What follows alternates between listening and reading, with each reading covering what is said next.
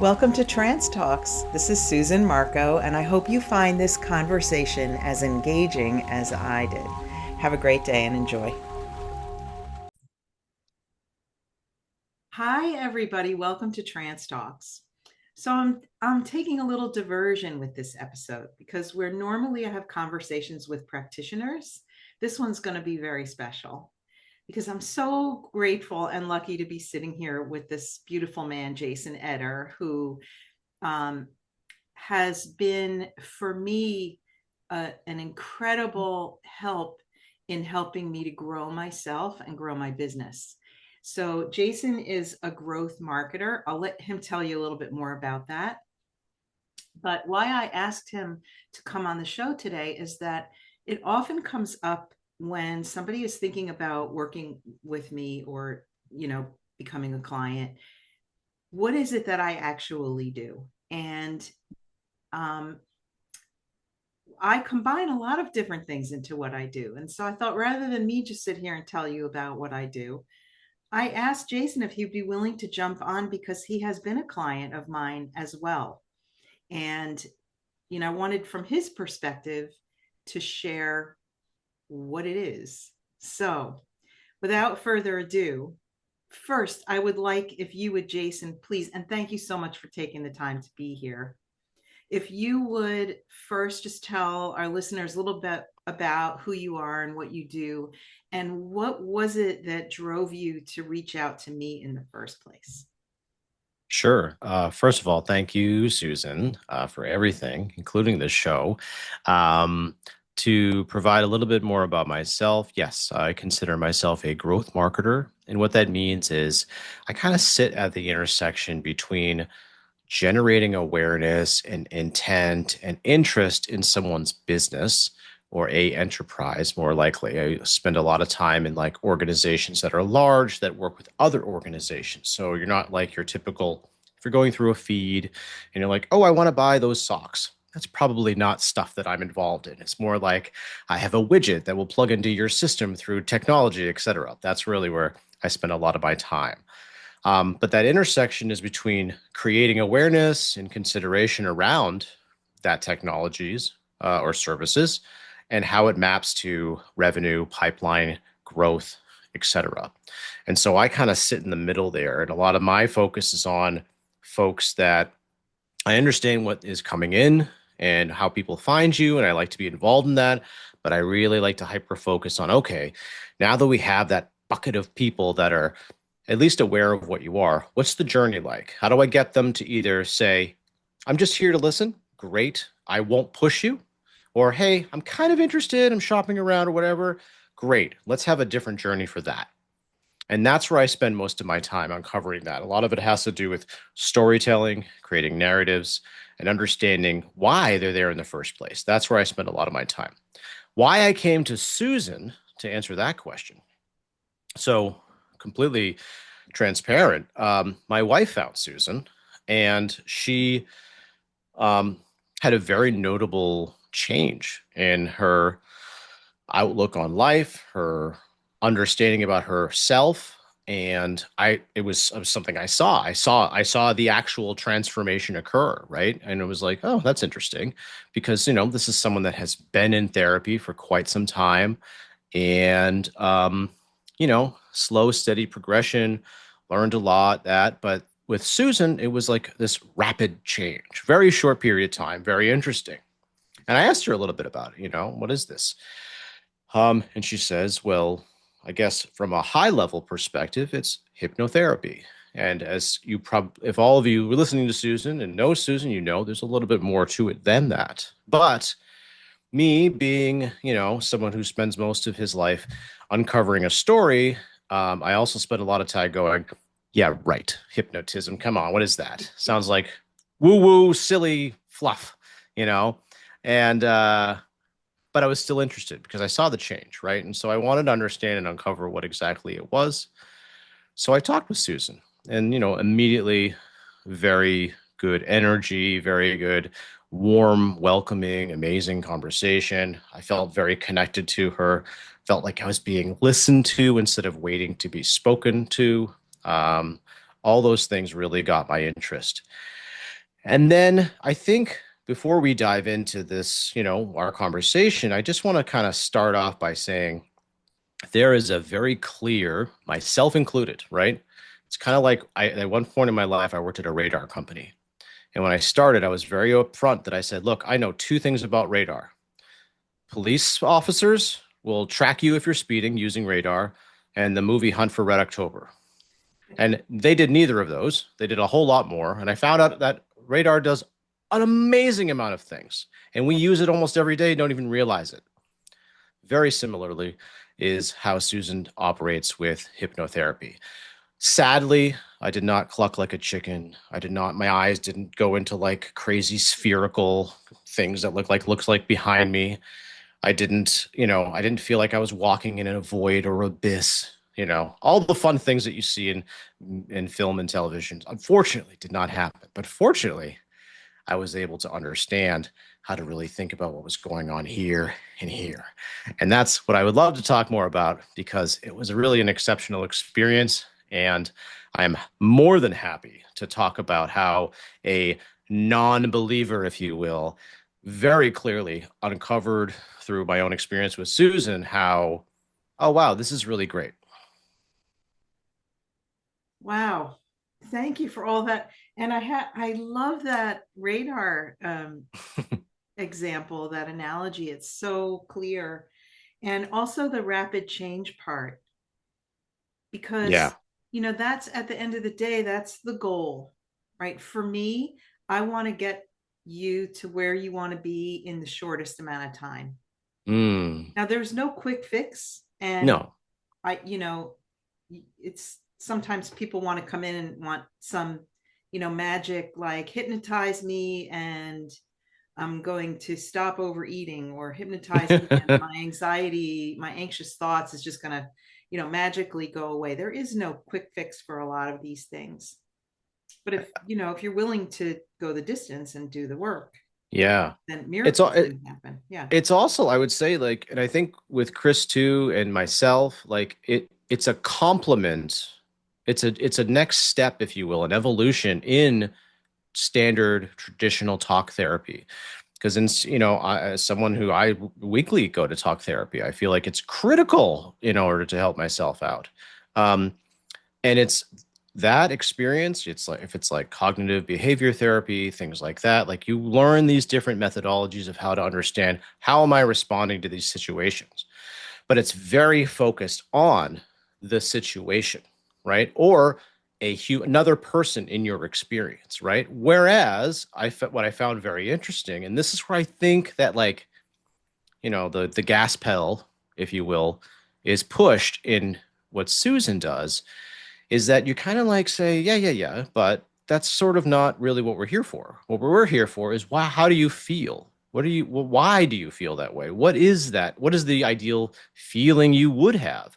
And just kind of looking at something from that perspective really is kind of like how Stephen Covey says in Seven Habits is that paradigm shift where you're like, you kind of sit down, you have this expectation of what's happening around you, but then then you kind of like question it and you suddenly see a very different perspective and you're like, oh my God, like that's not at all what I thought was going on here. Mm. That's the level of thinking that goes on with the work that you do with Susan. And that's why, again, I'm a huge advocate. And I would tell anyone that is struggling with just, you're going through the motions of therapy and you're feeling like, yes, it's absolutely helping. Yes, I need to continue to do it. This is great, but there's something that's also kind of like, gosh, it's like it feels like something is missing, or you feel like you're stuck somewhere. And this is where I feel like that focus of like, where are these feelings generated from, and what are the feelings you want to have? That's the experience I think that really kind of like I guess changed my paradigm and my understanding of what's happening around me and how I act with my children, how I act with my wife, how I act at work and with people around me, and trying to just sort of pause and understand like, oh, like I'm a little pissed off right now. Mm. Okay, that's fine. Be pissed off. How am I going to respond to that? That's where I can maybe start incorporating what I'm learning in therapy, but then also thinking about like, oh, okay, well, I got this icky feeling right now. Cool. All right, let it be. I think Susan will tell you 90 seconds. Give it the 90 seconds. Mhm. Let it be. If you need to walk out of the room because you're a little worried about how you're going to respond to that feeling, that's fine. Just go to the bathroom. There's plenty of them in almost every location you go to. Have it, come back out and experience it. And that's like a lot of what Susan works on with you, which I think is extremely powerful. Yeah, thank you for that. One of the tools that, I think, well, I'm just going to say what one of the things that I'm really proud about is that when somebody comes in to work with me, that what we're doing together creates tools that you can then take into your daily life, however that translates for you. Mm. So some people, will go back and the like maybe revisit a protocol that I've done with them Oh yeah. themselves. Some people will take it into the daily minutia of, okay, I'm feeling something. And I think what really speaks to me in that, Jason, is what you said about what you do is about awareness and storytelling. It's very similar Mm-hmm. because really what I hear you saying is that the biggest gain for you was an awareness of yourself, not just on that conscious thinking level, Yeah. but at a deeper level of understanding and awareness that, Mm-hmm. you know, now you're like, I don't know, clued in or cued in to those Yeah. less than helpful things that come up for us. Yeah, I mean, a Yeah. lot of it for me and I have no problems because I'm pretty vocal about this online too. It's like, I have some pretty severe anxieties. I've been diagnosed with ADHD. And it's been a hell of a journey to figure that out. Like I'm now 45 today. Happy Yeah, birthday. hooray, I did it. And But it took me a good chunk of that life to even start to think like, okay, it's not your fault. It's not their fault. They're not the reason why all these things are happening to me. I'm the reason. Okay, great. That to me was like the greatest awakening I've ever had in my life because it's like I have somewhere to work from now. Yeah. Instead of just like going, well, I have to find the right people to put in my life so that I don't have all these crappy things happen to me.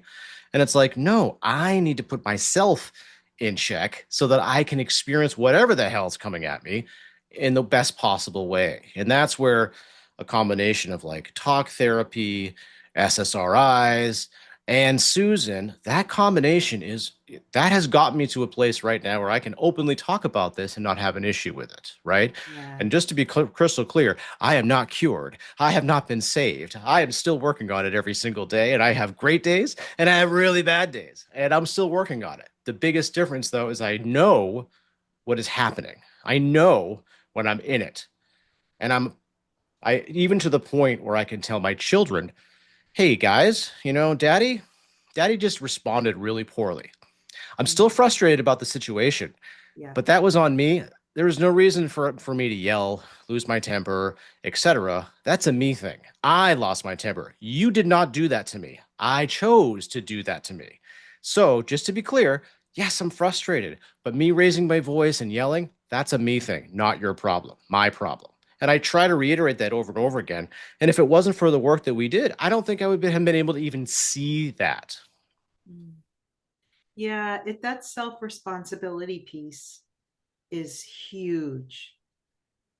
When you can actually look at a situation and recognize how much of that am I choosing? Mm, And if I'm choosing it to be this way, I can choose it to be something else. yeah. So I love that. Yeah. Thank you for sharing that, really, because that Yeah. at the very, very, minimum, if that's all someone gets from working with me, that's Right. huge. It's tremendous. So And I I think appreciate too, that. like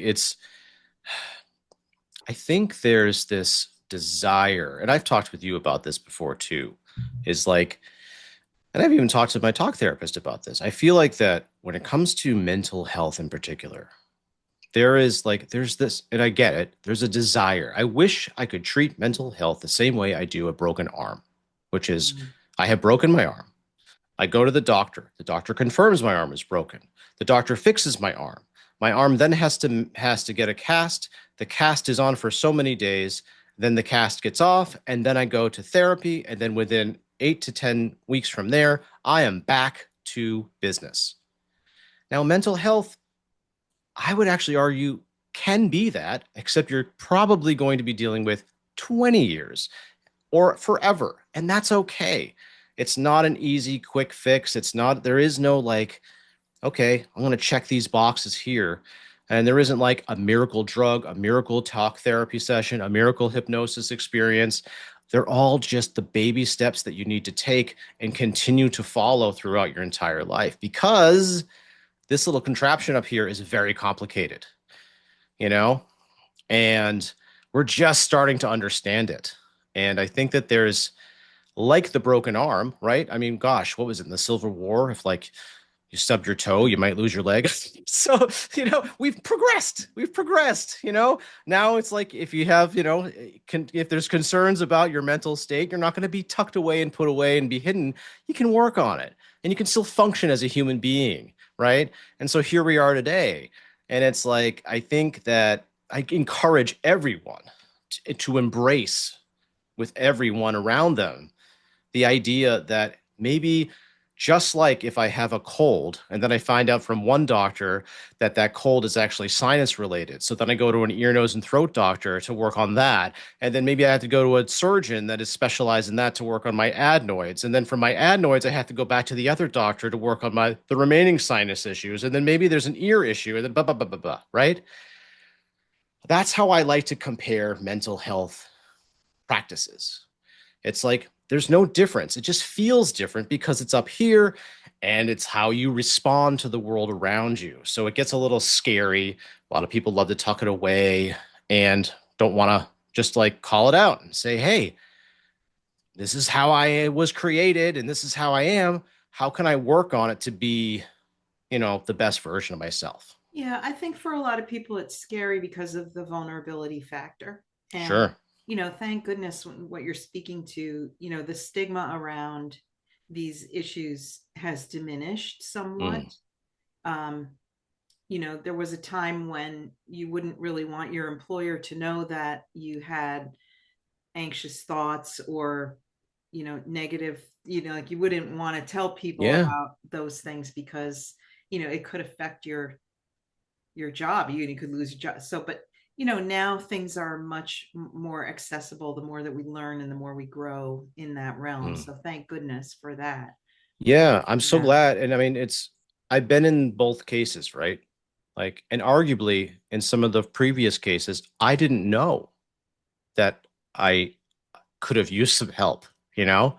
Mm. I thought everything, it was everyone around me, and I thought I was just like a failure or whatever. And I just like struggled through life. And that was what was, that was the deal. Like, okay, Jason, life's just gonna be crazy, you know? Um, Now, like one of the first conversations I had at my current position was a wonderful conversation. Who, by the way, our HR person he's actually a part-time therapist a psychologist on the side, which I was like, why isn't every HR person a part-time psychologist, Love that. because he's like, it's literally what I do, like he's like, I am inundated with information that I can't share with anyone and I have to help people, and I was like, so one of our first conversations was about everything I just told you. And I'm like, that's the type of work environment I think people need and Yeah. thrive around and, desire to be around. They're not afraid to just call themselves out of the gate. Like, hey, there might be some days where I'm kind of like, I might need a little take a break, Yeah. And the fact is, that's awesome that I can even have that conversation because I definitely could not have had that conversation previously. I love that. So, aside from everything that you've said so far, Yeah. what would you say was your biggest takeaway from our time working together? The biggest takeaway is probably the lowest hanging fruit. which was like how easy it is to develop a habit Mm, to catch yourself in a reaction. And like you taught me like the anchoring technique, which is actually something I love so much that I've told anyone that is open, willing to hear about it, which is that simple idea of like, think of the happiest moment of your life yeah. and then associate it with doing this with your finger. And if you're feeling stressful and it's in a situation, maybe you're at a business meeting, maybe you're on a Zoom call and you can't escape, you literally just do this motion right here and associate it with that feeling, and you start to feel the calm come over your body. And at first, I was like, come on, Susan, that sounds ridiculous. I depend on it now because I'm always doing this. I'm always on a call. It's why I have the camera and the background and the microphone. Like I'm always talking to people. But maybe I know, you might know because you know me really well. More often than not, I might get in a situation where I'm like, "Ooh, I'm not doing great right now. I have a limited amount of time before I need to like legitimately stop talking or back away." But I do that little trick, and boy, does it buy me some time to like Yeah. chill out. I love that. For our listeners who are not watching, what Jason was describing when and you know, there is a protocol to do it, to actually kind of get it not just down a thinking level, but to actually call in a memory of something that gave you an elevated feeling like happiness or joy or, whatever. And then we do a physical action to anchor it in. So whether we put our finger and thumb together or hand on the heart, or even we could pull on an ear, there are many different ways that you can do it. And when we do that in that sort of trance state where your unconscious mind is part of that process, you anchor in that feeling on that subconscious level. And so when you do that physical action, like putting your thumb and finger together or hand on a heart or whatever you choose to do, you absolutely, it's already set up. So your subconscious mind is going to go there because Mm. you've created that pathway in your brain. And I want to speak to that. We have, like, our understanding of neuroplasticity now has evolved so much that we are now, science is now proving out that our brains are very malleable. So whatever information we're storing or holding on to about the past, we can change on a neurological level. Like, we can, where we will have a pathway or a memory of something, which, by the way, most of our memories are edited. We're not remembering things exactly as they happened, but that's a whole other show. um, but we can actually create a new neural pathway of happiness or joy or ease or comfort, or whatever the feelings are that we want to create. We can create that new, make that new pathway, and then work with that consistently enough where it becomes rote after a little while. Mm. And so I just want to say, Jason, it was such a pleasure. I mean, our work together was so great because a lot of the people that come to see me are kind of, they've already done a lot of alternative, or, Mm. this kind of practice. Yeah. And for you, you were a skeptic, Oh and yeah. I loved it. And I thought, wow, I mean, if I can help you, that'll be evidence for me on a whole other level. And so just hearing you share this in this way, you make my day.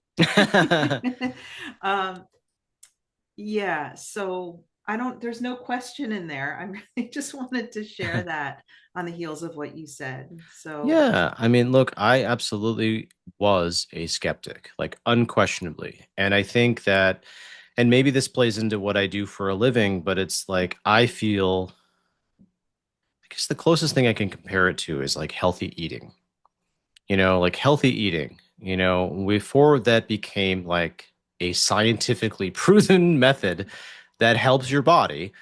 there was a lot of like silly associations with it. You know, even the word organic used to get a really bad name. The idea of organic, like, oh, highfalutin, like you're too good for things, da da da da da, until it was uncovered, like, no, like this, there's more to it, you know? And I think that that's when you hear something like hypnotherapy, yeah, like sure, you're immediately going to the googly eyes, you know, which I love that, by the way, if you ever visit Susan in her office, she literally has a pair of googly eye glasses, which is so perfectly Susan.